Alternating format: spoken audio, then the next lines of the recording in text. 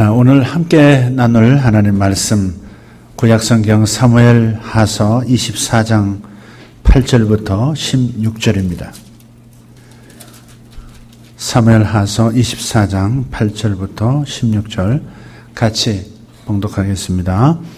그들 무리가 국내를 두루돌아 9달 20날 만에 예루살렘에 이르러 요압이 백성의 수를 왕께 보고하니 곧 이스라엘에서 칼을 빼는 담대한 자가 80만 명이요 유다 사람이 50만 명이었더라.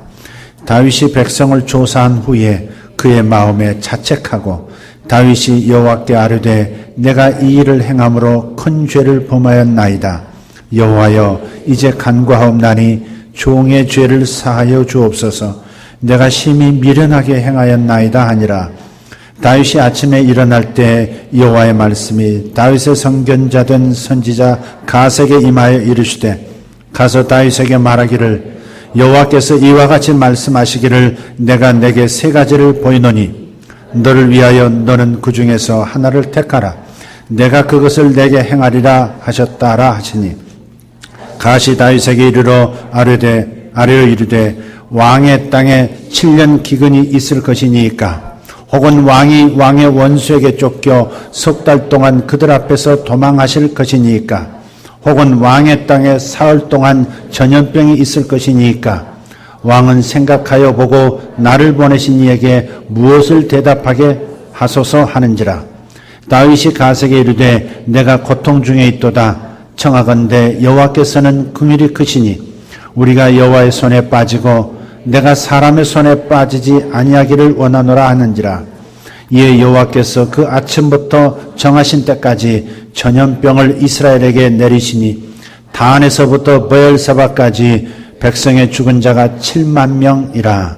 천사가 예루살렘을 향하여 그의 손을 들어 멸하려 하더니 여호와께서 이 재앙 내리심을 뉘우치사 백성을 멸하는 천사에게 이르시되 족하다. 이제는 내 손을 거두라 하시니 여호와의 사자가 여부스 사람 아라우나의 타작마당 곁에 있는지라. 아멘. 제가 예수님을 다시 믿기 시작한 지 만 40년이 지났습니다. 고등학교 2학년 넘어가고 3학년 들어서면서 제 발로 하나님께서 부르신 거지만 제 스스로 교회를 다시 찾아갔고 그곳에서 하나님을 깊이 믿는 신앙을 시작했습니다. 41년째가 이제 되는 거죠. 성경을 그래도 여러 차례 읽었지 않겠습니까? 또 목사니까 성경을 더 많이 볼 수밖에 없었고요. 그래서 성경을 읽으면서 10년, 20년, 심지어 40년이 지나가도 이해가 안 되는 그런 대목이 있더라고요. 이해가 안 된다. 그게 오늘, 그 중에 하나가 오늘 본문입니다. 이해가 안 되는 거예요. 아니, 인구조사하는 것이 왕에게는 당연한 거 아닐까? 통치의 기반이 되는 인구조사, 당연한 건데 그게 무슨 큰 죄라고 7만 명이 전염병으로 죽어 넘어져야 하는가. 이스라엘 전역에 퍼진 전염병. 다행히 하나님께서 예루살렘 건드리지 말아라, 멈춰라 하셔서 7만 명으로 끝났지. 인구 밀집 지역인 수도 예루살렘의 전염병이 그대로 진행이 됐다면 얼마나 많은 사람이 죽었을까? 그게 그렇게 큰 죄인가? 이해가 안 되더라고요. 그걸 설명해 주는 얘기도 별로 없었고요. 다만 짐작할 따름이었죠. 우리가 성경 말씀을 읽으면서 이해가 안 되는 대목은 반드시 이해가 되도록 기도하고 노력하셔야 합니다. 하나님께서는 우리의 믿음만 성장하기를 원치 않으시죠. 믿음이 성장하는 건 매우 중요한 거지만 우리의 말씀에 대한 이해력도 증진되는 것을 하나님은 원하시죠. 우리는 그렇게 말해요. 그냥 믿으라고. 무조건 믿으면 알아진다고. 우리는 무슨 말인지 알아요, 그 말이. 그렇지만 한편에는 답답한 얘기죠. 언제까지 무조건 믿으라고 할 겁니까? 그래서 우리의 이해력이 증진되어야 깨달음이 있는 것이고 그것이 우리 믿음화가 되는 것이죠. 믿어지는 거죠. 이해가 안 되는데 어떻게 믿어지겠어요? 납득이 돼야 되잖아요. 말씀에 설득당해야 믿습니다 하게 되는 거지. 이해가 안 되는데 납득이 안 되는데 무조건 믿으라는 것이 가당찮은 일이지 않습니까? 그래서 우리의 이해력이 성장하는 것을 신앙 성장의 중요한 목표 중 하나로 삼으셔야 합니다. 요즘 우리가 하나님의 말씀을 쭉 연대기로 읽어 나가고 있죠. 여러분 잘 따라오시리라고 믿습니다. 근데 가끔 이제 목자들의 보고를 이렇게 듣다 보면 성경을 안 읽는 것 같아요. 그렇게 보고가 될 때가 있더라고요.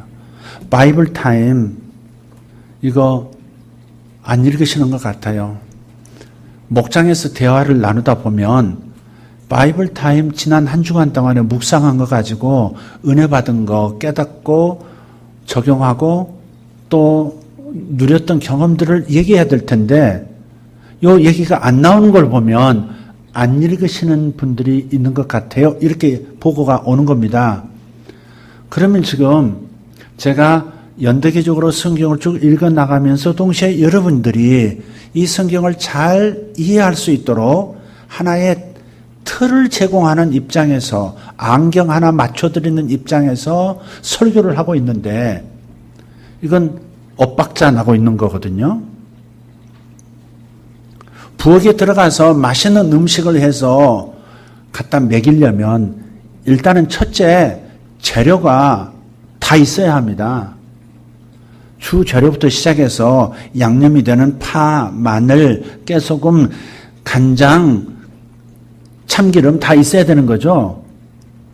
파 빠지면 음식에 절정이 안 나와요. 마늘 빼보세요. 국맛 제대로 안 납니다. 이게 다 준비되어져야 그 다음에 그걸 가지고 요리를 만들어서 함께 파티하는 거죠. 영적인 식탁을 한번 열어보는 건데 여러분 속에 이미 먼저 읽고 오시는 재료가 없으면 이게 조합이 안 되는 거죠. 부속이 없는 걸 어떻게 굴러갈 자동차 못 만드는 거죠. 그래서 읽으시라는 건데 제가 좀 독한 목사면 제대로 된 목사면 좀 지금 읽으신 분 다시 한번 손 드시오. 왜 안 읽으셨습니까? 권사님 그렇게 신앙생활해서 되겠습니까? 집사님 그래서 되겠습니까? 이렇게 해야 마땅한데 요즘 이 세대는 간섭받는 거 지적당하는 거 아주 싫어하거든요. 아주 싫어요. 계속 그렇게 할 수는 없고 그래서 제가 이제 간접적으로 여러분에게 말씀드리는 거예요. 여러분 목자 노릇하기도 참 답답할 때 있으시죠? 남녀 선교회에 이렇게 임원 맡으시면 답답할 때 있으시죠? 특히 회비 안 내는 사람들 꼭 있잖아요. 웃는 거 보니까 있는 것 같아요. 회비 안 내는 사람이 있거든요. 근데 그 회비를 내가 왜 내야 되느냐 그런 무심한 마음을 가지고 대하는 분들이 간혹 있더라고요. 근데 사실 그 회비를 모아가지고 뭐 해요? 친목 도모하는 데도 사용하고 또 교회 중대사가 있을 때 또 보태기도 하고 특히 성도들 경조사 있을 때 5만 원이 됐든 10만 원이 됐든 인사하잖아요. 그런데 그 사람은 쏙 빠지는 거죠. 회비 안 내는 거. 이런 거 얘기하는 것이 굉장히 우스꽝스러운 거지만 현실인 것 같아요. 근데 이게 보통 통 큰 마음 갖지 않으면 짜증나게 하는 거거든요. 괜히 사람 미워지거든요. 돈이 없어서 어려운 분들이 계세요. 교통비도 겨우 마련해서 오시는 분도 간혹 있을 수 있어요. 그렇지만 대부분 한 달에 10,000원 내는 거 큰 어려움은 아니거든요. 근데 그걸 안 내는 것은 자존심 상하게 하는 거예요. 회계 보시는 분들 진짜 자존심 상합니다. 자존심 상해요. 그거 안 내셨는데 내주세요. 이 말하기가 얼마나 자존심 상하는지 몰라요. 그리고 그것이 누적되면 미움이 생기죠. 사이가 멀어지는 거예요. 이게 하나님 기뻐하실 일이 아니죠. 물론 리더는, 회장은 부족하구나. 그러면 몇 사람이 끼고 충당하는 경우도 있어요. 근데 그렇게 가서는 아름다운 건 아니잖아요. 사실 돈이 아까워서 안 내는 게 아닐 게 무심한 거예요. 무심한 거. 사실 근데 시간 내는 것보다 더 쉬운 게 뭐예요? 돈 내는 겁니다. 시간 내는 것보다 더 어려운 게 돈 내는 거예요. 더 쉬운 게 돈 내는 거예요. 그 쉬운 걸 안 하면 뭐 이런 거 더 못하는 거죠. 그게. 그러니까 이런 부분들이 이제 간혹 있을 수 있다는 거죠. 지금 제가 곁길로 샜죠? 담임 목사가 말해도 안 맥힐 때가 있어요. 지금 남녀 선교 회장님이 회계가 총무가 지금 해야 될 말을 제가 대신 한 거거든요. 담임 목사가 했는데도 그래도 안 하는 사람 있을 거예요. Maybe, yes. 있을 거예요. 그런 분들은 포기하세요. 미워하지도 마시고 할렐루야 포기하세요. 그냥 그렇게 사시는 거니까. 네. 아마 까닭이 있으리라 생각하고 포기하세요. 마음 상하지 마세요. 저도 그렇게 목회하거든요. 안 들어 말을. 본인에게도 유익하고 교회를 위해서도 매우 중요한데 안 들어. 그럼 옛날 같으면 열받아가지고 잠 못 이루는 분당의 밤이었거든요. 그래서 저도 이제 나이도 먹고 혈기 빠질 거 빠지고 그래서 그냥 진상 고객이란 없는 것. 아멘 할렐루야 그렇게 가는 지금 그런 추세거든요. 근데 이거는 안 돼요. 양보할 수가 없어요. 하나님 말씀을 여러분이 준비해 오는 것, 읽어 오는 것, 아침에 한번 읽고 저도 잘 못하는 건데 점심 때 다시 한번 읽고 저녁 때 다시 한번 읽고 이 부분까지 제가 강조하는 게 제가 못하는, 하기도 하지만 잘 못하는 부분이니까. 그러나 한 번은 읽고 묵상하셔야죠. 이렇게 여러분이 음식 자료를 준비해 오셔야 제가 그걸 잘 성령님과 함께 요리를 만들어서 여러분이 다음 단계로 갈 수 있는 에너지를 공급하죠. 안경 하나 맞춰드리는 거거든요. 노안이 오면 안경 하나 가지고 평생 못 써요. 점점 나빠지니까 안경 다시 맞추고 다시 맞춰야 돼요. 성경을 읽는 그러한 눈을 여러분에게 안경을 맞춰드리는 거거든요. 왜 이게 중요하냐면 바로 이런 부분이에요. 이해가 안 되는 거예요. 인구조사 했다고 7만 명이 죽어 넘어져야 되느냐고요. 하나님이 그런 하나님이냐고요. 근데 다윗은 또 보니까 인구조사 시키고 인구조사 9달 20일 동안에 인구조사하고 마지막 페이퍼를 요압 군사령관에 보고하는 그 페이퍼를 딱 받아들면서 딱 깨닫는 거예요. 그러면서 뭐라 그래요? 뉘추고 회개하잖아요. 뭘 잘못했는데 우리는 왜 다윗처럼 이 문제가 심각하다고 또 하나님도 이 문제가 다윗이 여자를 잘못 범해서 그 남편을 살해해서 당하는 수많은 고통보다 더 큰 고통이 왜 이 나라에 오냐고요. 구테타로 죽은 숫자가 2만 명이거든요. 다윗의 잘못된 선택 때문에 그런 거예요. 그런데 이번에는 인구조사 했는데 7만 명이 3일 만에 죽어 넘어진 겁니다. 이건 더 큰 문제라고 하나님이 여기시는 거 아니에요? 근데 우리는 이해가 안 되고 있단 말이에요. 이 점에서 여러분이 답답하셔야 합니다. 질문이 있으셔야 하는 거죠. 이게 뭔 잘못이라고 7만 명이 죽어 넘어져야 해. 목사님 뭔 일이에요 이게? 이 질문이 있은 채로 오셔서 말씀을 드려야 되는 거죠. 근데 이게 저한테 설명해 주는 사람 그런 책들도 없었다는 거죠. 그럼 제가 이것을 꺼내는 것은 해결됐다는 걸까요? 해결 안 됐다는 걸까요? 됐다죠? 됐다죠.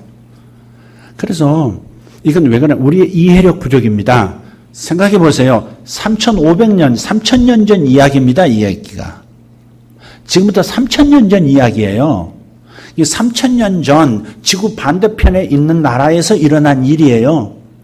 그러니까 시간의 간격, 공간의 간격, 철학적 간격, 신학적 간격, 세계사적 간격, 정치, 철학적 간격, 이 모든 간격을 뛰어넘어서 3,000년 전의 눈으로 이 본문을 읽어야 이해가 되고, 이해가 된 이 말씀을 통해서 아하, 그래서 인생의 문제라는 것이 이렇게 예기치 않은 어려움도 겪는 거구나.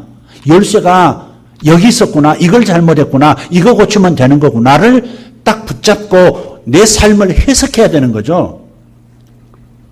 내가 하나님 믿고 정말 하나님 사랑하신 것도 알고, 그리고 하나님 앞에 내가 이렇게 살아가고 있는데 왜 내 삶의 문제는 계속해서 얽히는가? 왜 혼란스러운가? 왜 이 문제가 계속해서 어려움으로 내 팔자가 이런 건가? 이놈의 팔자는 어떻게 해석해야 되는가? 이 부분을 해결해야 되잖아요. 하나님은 3,000년 전 하나님이나 지금 3,000년 후의 하나님이나 똑같으신 하나님. 그때 세계를 경영하시고 가정사, 인생사를 경영하시는 하나님과 지금 하나님이 똑같으신 하나님이라. 그래서 성경 이야기를 여기에 기록한 이유는 이런 문제는 이래서 발생하는 거야. 여기서 지혜를 얻고 내 삶에 적용해서 내 삶을 바꿔봐. 그러면 달라질 거야. 그래서 기록하신 거거든요. 그러니까 성경은 일종의 사용 설명서예요. 인생 사용 설명서. 만물 사용 설명서가 성경에 있는 겁니다. 여러분 신제품 받고 보면 항상 따라오는 게 있죠. 제품 사용 설명서가 있어요. 성경은 인생 사용 설명서거든요. 그래서 이 성경을 읽지 않으면, 여기서 여러분이 보질 못하면 내 삶을 못 본다는 얘기죠. 그러면 계속 혼란 속에서 인생을 반복하면서 걸어갈 수밖에 없는 거고, 풍요로운 삶은 생각 속만의 낙원이죠. 자, 그래서 연대기 성경으로 여러분이 꾸준히 읽으시고, 시간이 없어서 못 읽는다는 분 있더라고요. 꼭 첫 번째 얘기가 시간이 없어요. 시간이 없대. 그럼 밥도 먹지 말아야지. 시간이 없어서 밥 먹는 사람, 밥 못 먹는 사람, 새끼 다 굶는 사람은 못 봤어요. 시간이 없어서 밥 못 먹는다, 그건 없어요. 한 끼 건너뛸 수 있고 두 끼 건너뛸 수 있어요. 그러나 안 먹으면 죽기 때문에, 다음 날을 기약 못하기 때문에 반드시 먹습니다. 그러니까 시간이 없다는 말은 정말 함부로 할 얘기가 아닙니다. 너무 바빠서, 너무 몸이 지쳐서 이해가 충분히 가는 고단한 인생살이, 아픈 가슴살인 건 내가 알지만 그래도 죽겠더라도 성경은 읽어야 되는 거예요. 인생 사용 설명서. 내 인생, 풍성한 인생 사용 설명서, 이거 읽어야 되는 거죠. 다윗이 7만 명의 자기를 따르는 백성을 죽어 넘어지게 한 주범입니다. 얼마나 큰 고통이었을까 싶어요. 까닭이 있다는 거죠. 이 까닭을 여러분이 발견하고, 또 여러분의 삶에서도 같은 공통 분모가 있다면 빨리 해결의 열쇠를 사용하셔야 되는 겁니다. 오늘 이 이야기를 결론으로 얘기하자면 간단해요. 간단한데 이 얘기를 하자면 다른 얘기 잠깐 하고 돌아와야겠습니다. 영상을 하나 보시면 이런 그림입니다. 지금 지난 7월 13일자 신문에 나오는 요 지도인데요. 지금 여기 보시면 빨간 선이 보이시죠? 빨간 선. 요 빨간 선이 여기 중국이 그어놓은 구단선이라고 하는, 구단선이라는 그 선입니다. 여기 중국이 여기 있고요. 여기 대만 여기 있고, 중국은 당연히 대만을 자기 땅이라고 생각하고 있고, 그런데 여기 난사군도 최근에 문제가 되고 있는, 수년 동안에 여기 암초 하나를 발견하고 이 암초에다가 중국이 어마어마하게 주변에 흙을 퍼다가 여기다가 쏟아붓고 인공섬을 만들어 버렸어요. 거기다 군사 비행 기지까지 만들었습니다. 이게 이제 난사군도입니다. 여기만 있는 게 아니에요. 이게 이제 시사군도도 있고요. 또 많습니다. 자, 암초에다가 흙을 갖다 부어서 우리 땅하고 우리 땅 중심으로 요렇게 우리 땅이야, 우리 바다야, 이렇게 한 거예요. 근데 문제를 자세히 보시면 여기 이제 중국 본토는 여기 떨어져 있는데 요렇게 길게 주머니처럼 내바다 한 거란 말이에요. 근데 요 선 가까이에 필리핀이 있어요. 이 필리핀은 요만큼도 못 벗어나게 만든 거예요. 베트남이 이쪽에 길게 있습니다. 베트남 요거 너네 바다 요만큼 줄게. 여기는 내 거야. 알았지? 하고 있는 거예요. 중국의 마인드가 뭔지 아시겠죠? 이게 제국의 마인드입니다. 대영 제국, 200년 대영 제국이 전 세계에 식민지를 뒀습니다. 그래서 해가 지지 않는 나라라고 그러죠. 그 이전에 스페인도 제국이었고 포르투갈도 제국이었습니다. 네덜란드, 심지어 그 코딱지만한 네덜란드, 우리나라 절반 크기밖에, 남한의 절반 크기밖에 안 되는 그 네덜란드도 제국이 되려고 했었단 말이에요. 그러니까 모든 사람 안에, 모든 각 민족 간에 하나의 마음이 있는데 그것은 힘이 세지면 반드시 영토를 더 넓히고자 하는 영토적 야망, 제국주의가 되고 싶어하는 그런 욕망이 있다는 사실입니다. 참 이거에 대해서 이번 이 필리핀에서 이 네덜란드 헤이그에 있는 국제 상설 분쟁 재판소에 제소를 해서 이거 판단해 달라고, 중국 땅 따먹기 너무 심한 거 아니냐고, 너무 억울하다고 제소를 했는데 지난 12일에 판결이 났습니다. 중국은 이것은 섬이 아니라 암초다. 섬이면 너희 땅이다. 그러나 암초에 불과하다. 그것도 간만의 차이에 있어서 썰물 밀물 이렇게 보였다 안 보였다는 수준의 암초를 가지고 흙 부어서 그걸 네 땅이라고, 그리고 이 바다가 내 거라고. 여기서 지금 요 지역에서 1년 동안에 움직이는 물동량이 4,800조입니다. 여기에 이제 기름 실어나는 문제도 있고요. 또 여기는 굉장히 중요한, 군사적, 경제적 굉장히 중요한 지역이죠. 요걸 자기가 차지하고 니들은 그냥 힘 약한 나라니까 따라와, 짜샤. 지금 그러고 중국이 그런 거죠. 동아시아에서 위험한 나라가 두 나라가 있습니다. 뭐 북한도 있지만 북한은 살려고 몸부림하는 그런 수준이고요. 정말 무서운 나라는 일본과 중국입니다. 역사가 증명하죠. 반드시 제국으로 나가려고 하는, 다른 나라를 삼켜 영토를 확장시키려는 의지를 보여주었던 나라들이 일본 그리고 중국입니다. 중국 힘 좀 커졌다고 이제는 노골적으로 제국화의 길을 가려고 하는 거고, 미국과도 맞짱 떠보겠다는 건데 미국은 우습게 알죠, 지금도. 자, 그런데 이번에 헤이그에서 그런 결정을 내렸는데 중국은 아주 재판 시작하기도 전부터 거부하고 건드리지 말아라. 당사자끼리 해결하겠다. 힘센 사람하고 힘약한 사람하고 어떻게 해요? 둘이 당사자 해결해 그러면 반드시 이 사람이 먹어치우는 거죠. 그럼 국제사회는 그렇게 사는 것이 아니죠. 모두가 같이 판단해야 되는 거죠, 이게. 그래서 결정을 그렇게 내린 거예요. 중국은 이제 명분이 없습니다. 그럼 명분이 없는데 자기 걸로 계속 주장하면 필격은 부딪힙니다. 미국은 직접적으로 부딪히지 않을 가능성이 매우 많은 영리한 나라입니다. 일본이 중국과 부딪힐 때가 지금 가까워 오고 있다는 것은 꼭 기억해야 합니다. 자, 이건 또 다른 얘기고요. 제국이라고 하는 것과 이 제국의 마음은 사탄에게서 온 탐욕이죠. 탐욕이에요. 하나님께서 땅을 창조하시고 땅을 각 민족에게 분배하시고 경계선을 결정해 주셨어요. 땅 주인이 누구라고요? 하나님이세요. 민족들은, 국가들은 뭐예요? 사용자이지 소유주가 아닙니다. 그래서 땅 주인이 너 그렇게 내 집 그렇게 망쳐가면서 주변 이웃들을 괴롭히면서 더 이상 안 되겠다. 퇴출하면 나가야 됩니다.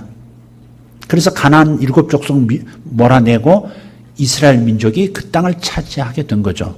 현재 이스라엘 나라는 영토는 다윗 때 영토의 5분의 1밖에 안 됩니다. 하나님께서 본래 주셨던 영토는 저 아카바만까지 홍해에서 유프라데까지 아주 전부를 주셨어요. 지금 현재 저들이 가지고 있는 영토의 5배 정도입니다. 그래서 하나님 주신 영토를 지금 다 회복을 못한 거예요. 사실은. 못한 겁니다. 그것은 이제는 하나님께서 너희들의 수준이 이랬기 때문에 여기까지야 규정했다고 생각해야 합니다. 땅 주인은 그분이시니까 너 방 빼, 방 하나만 써 이렇게 하신 거죠. 자, 여기서 멈춰야 합니다. 그러니까 중국은 지금 일어나고 있다는 말이죠. 그리고 필리핀을 괴롭히고 말레이시아 아래쪽에 말레이시아 괴롭히고 왼쪽에 또 베트남도 괴롭히고 그 아래 조금 내려가면 바로 또 호주입니다. 자기가 다 차지하겠다는 거죠. 자, 지금 이 이야기를 했던 이유는 이스라엘만은 이런 제국주의의 야심을 가지고 살아가는 주변 국가와는 다른 국가로서 살아가라 라고 하는 모델로 세우기 위해서 하나님께서는 신명기 17장에 이런 말씀을 하고 계세요. 신명기 17장 말씀을 좀 보면 이렇습니다. 17장 16절입니다. 이걸 뭐라고 하냐면 왕의 율법이라고 합니다. 왕의 율법. 이스라엘의 왕이 될 사람들은 왕이 된다면 반드시 3가지를 금해야 된다. 첫째, 16절입니다. 그는 병마를 많이 두지 말 것이요 병마를 많이 얻으려고 그 백성을 애굽으로 돌아가게 하지 말 것이며 이는 여호와께서 너희에게 이르시기를 너희가 이후에는 그 길로 다시 돌아가지 말 것이라 하셨음이며. 자, 말을 많이 두지 말라는 거예요. 전투마 많이 두지 말라는 거예요. 경제용이 아니라 전투하는 말을 많이 둔다는 것은 상시 전쟁을 위한 상비군을 많이 확보하는 거죠. 여러분, 기마병 한 사람이 50명을, 100명을 감당할 수 있습니다. 탱크 한 대가 보병 100명 감당할 수 있는 것처럼 막강한 힘이 있는 거예요.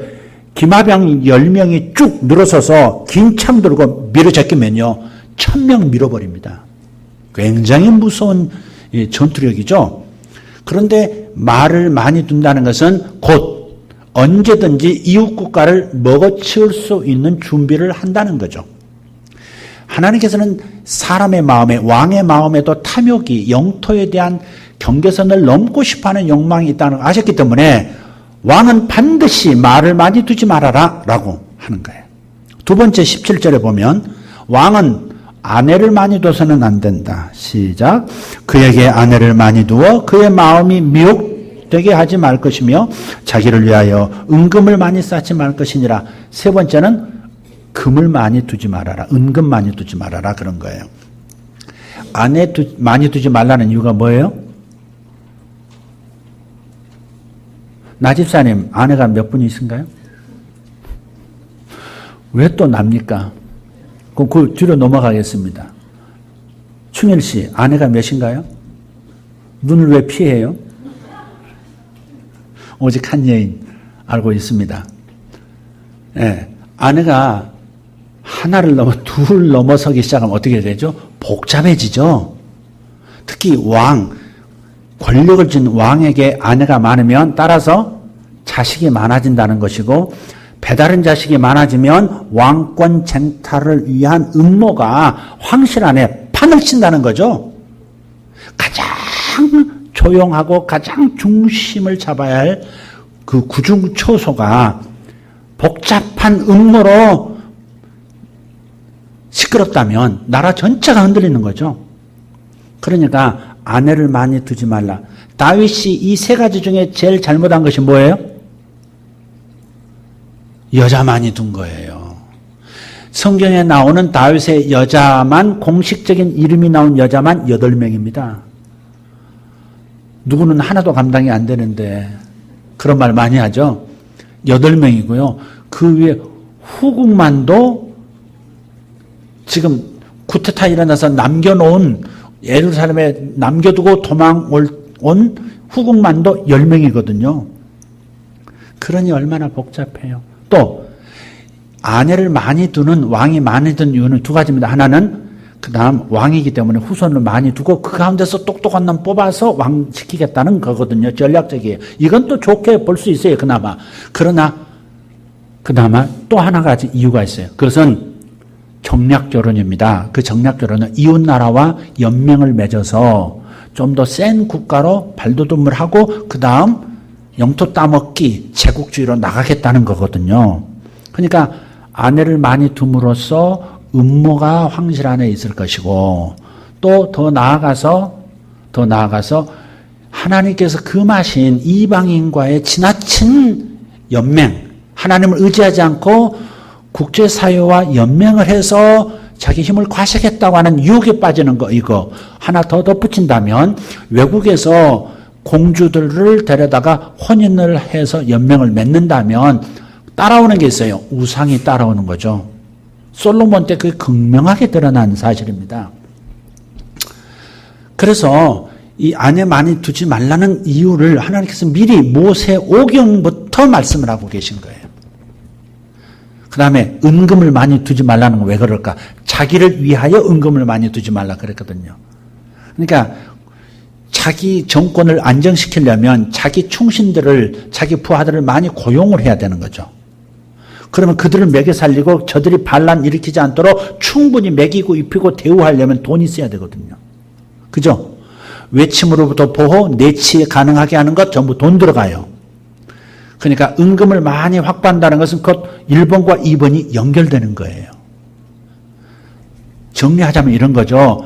절대 하나님의 선택을 받아 형성된 제사장 나라 이스라엘은 주변 국가의 거대 제국으로의 욕망을 제한하라는 거죠. 그래서 하나님의 선포에 의해서 스스로의 국력을 제한한 세계 최초의 국가가 이스라엘입니다. 그러니 거기에서 민주주의가, 그런 사람들이 제일 먼저 자치라고 하는 것도 제일 먼저 일어나는 이유가 그래서 그렇습니다. 스스로 국력을 제한한다. 꿈 같은 얘기죠. 그러나 하나님께서는 당신의 제사장 나라인 이스라엘은 그래주기를 바랐고, 그런 모습으로 주변 국가들, 세계 열방이 서로를 의심하지 않고 살아갈 수 있는 평화 공존이 가능한 세상으로 만들려고 하셨던 거예요. 이스라엘을 모델로 삼아서 너희들도 이렇게 살 수 있어 해봐, 이렇게. 그런데 이스라엘이 다윗 왕 때부터 문제가 생겼죠. 솔로몬 때 어떻게 됐습니까? 솔로몬 때 세상에 은금이 얼마나 많은지요.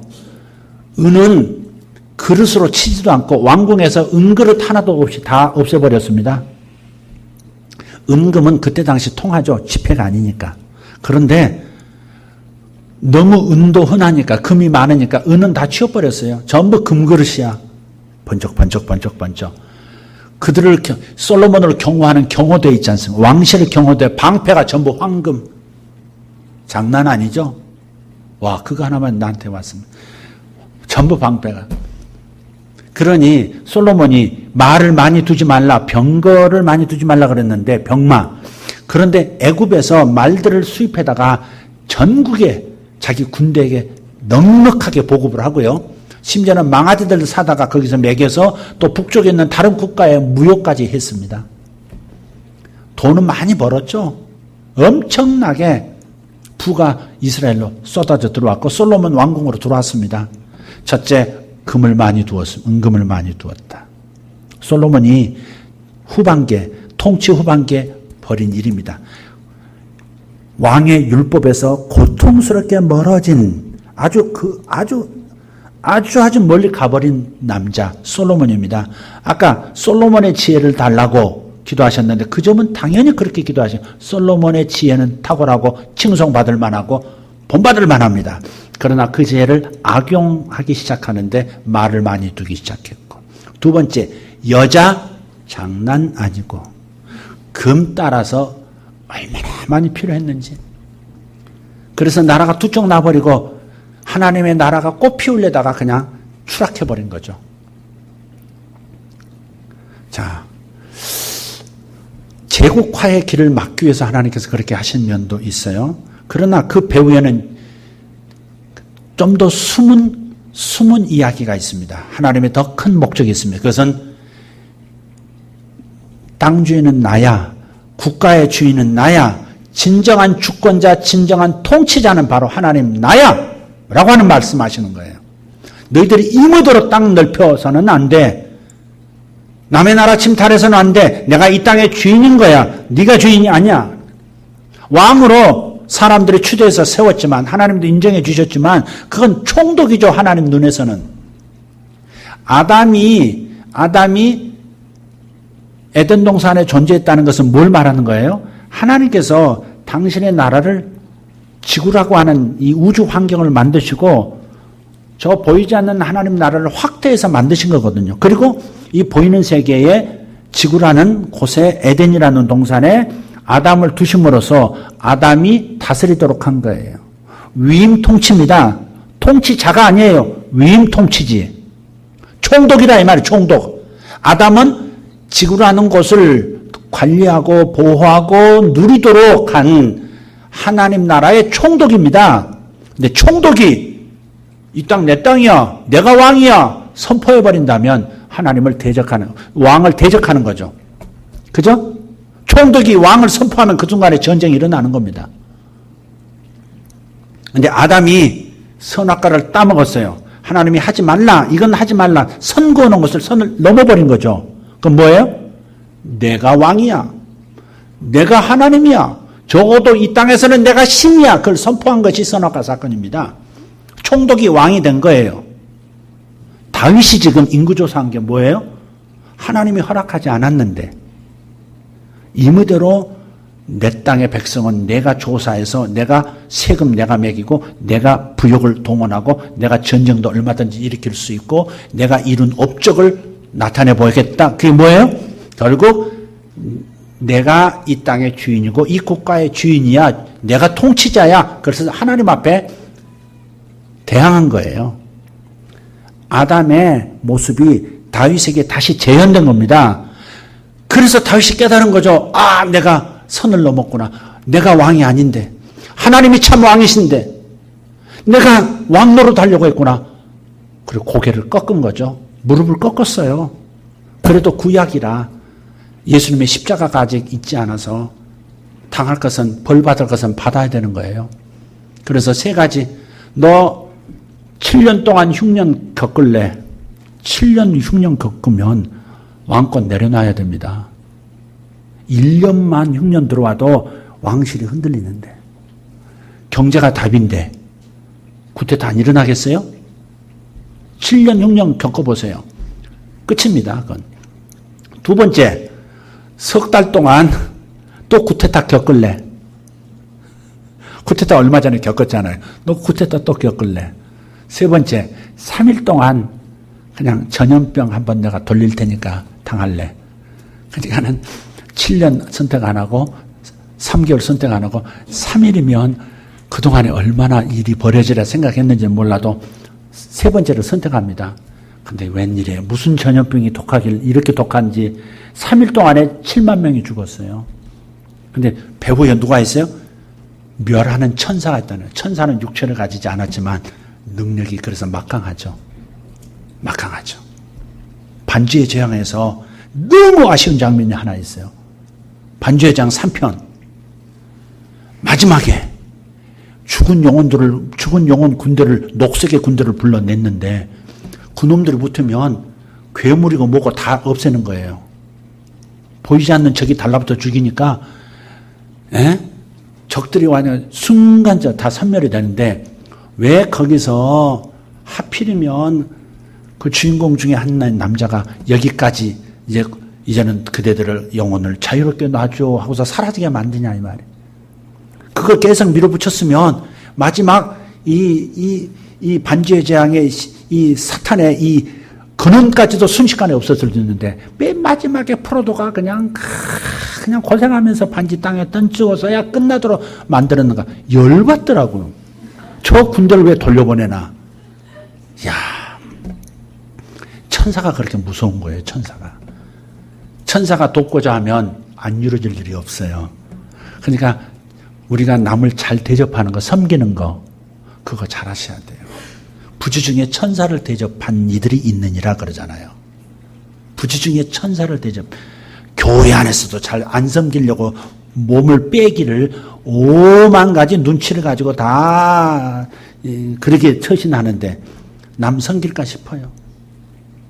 여러분, 교회 안에서 섬기는 훈련해야 바깥에서 섬길 수 있죠. 여기 훈련 장소 아닙니까? 아멘입니까? 저런 사람 내가 참아내고 저런 사람도 내가 섬기고 그런 거 훈련해야 세상에서도 하는 건데 여기서 안 되면 바깥에서도 빛과 영광된 소금된 그런 삶을 못 사는 거죠. 우리 교회 공동체가 세상에서 영광을 드러내는 공동체가 되게 달라고 하는데 여러분 한 사람 한 사람이 그런 희생도 하고 공동체의 어떤 방향과 규칙들을 잘 지켜내고 만원 안 내기 위해서 도망다니고 그런 거 말고 정말 그런 거 잘 하면서 그래서 훈련들 잘 하셔서 세상에서도 너그럽고 관대한 사람이 되는 거지. 그렇죠? 우리 이렇게 심각하게 쳐다봐요. 성가대 쪽 지금 굉장히 심각하게 나를 쳐다보는. 그래서 다시 이제 결론을 맺자면 이런 얘기입니다. 다윗이 선 넘었다는 거예요. 그래서 자기가 아는 거예요. 내가 왕의 자리를 탐했구나. 내가 통치자가 아닌데 통치자의 자리를 탐했구나. 확 고개를 꺾는 거예요. 다른 제국들의 왕과 똑같구나. 그래서 고개를 탁 꺾었죠. 그리고 3일 동안에 7만 명이 죽어 넘어졌어요. 자, 이걸 왜 성경에 기록하셨을까? 이 얘기는 아담의 이야기, 다윗의 이야기로 끝나서는 안 됩니다. 저와 여러분이 이 짓을 하고 있거든요. 어쩌면 수시로 하고 있는데 눈치 못 채는 거예요. 성경을 모르니까 내가 이제 모르는 거예요. 어제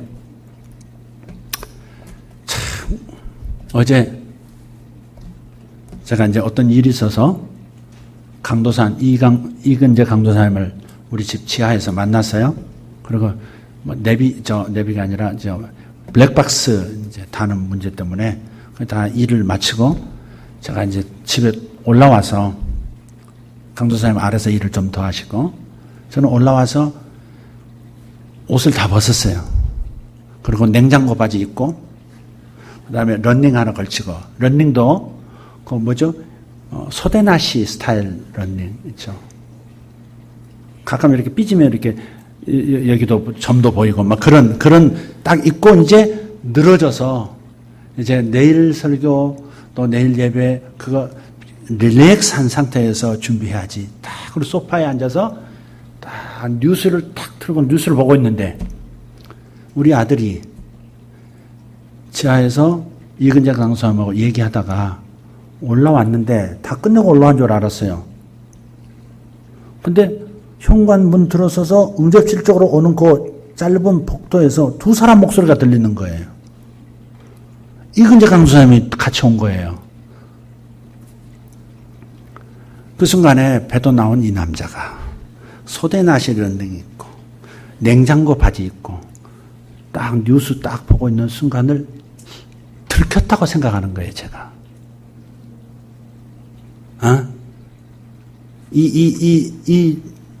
이 모습, 뉴스 보는 거, 어지러진 조금 상황, 느슨한 내 상황을 노출됐다고 생각해서 순간적으로 팍 화가 났어요. 그래서 강도사님이 일 보고 내려간 다음에 아들을 불러다가 강도사님을 모시고 올라오려면 아빠가 뭐 하고 있는지 모르니까 전화를 주고 신호를 보내고 모시고 들어왔어야지. 그냥 무방비 상태에서 이렇게 하게 하면 어떻게 하냐. 그냥 아들도 순간적으로 이제 실수했다 긴장을 한 거죠. 제가 한 30초 얼굴을 굳혔어요. 저절로 나오는 거죠. 그리고 나서 다 이제 아들도 이제 나가고 또 한편에 또 이제 죄책감이 드는 겁니다. 아들한테 내가 너무했다. 얼마나 민망했을까. 그래서 곰곰이 생각하고 문자를 보냈어요. 아들, 미안하다. 내가 틀렸고 네가 맞았다. 이것이 자연스러운 삶이고 이게 순수한 삶인 건데. 네. 네가 강도사님을 대하는 거 순수한 마음이고 그런 네가 순수하게 대하는 것을 아빠도 그렇게 순수하게 받아주리라고 생각하니까 아무렇지 않게 그렇게 했을 텐데 내가 너무 체면 차리고 아랫사람 앞에서 부끄러운 모습 보였다고 생각하는 어떤 것을 내가 가졌던 거 이 자체가 내가 잘못됐다 그렇게 얘기했어요. 지금 제가 굉장히 잘 마무리했다고 하는 얘기 하려고 하는 거 아니에요. 오해하지 마세요. 아들 또 이제 저한테 보냈어요. 제가 실수했어요. 제가 미처 생각 못했어요. 제가 죄송하죠. 그렇게 이제 답이 왔어요. 그리고 다시 생각하는 겁니다. 이게 선악과 사건이라는 거예요. 이게 내 통치 영역, 내 삶은 내가 내 원하는 대로 통제할 수 있어야 되는데 왜 치고 들었느냐? 내가 내 삶을 완벽하게 통제할 수 있어야 하는데 누가 내 삶을 흔드는 거야?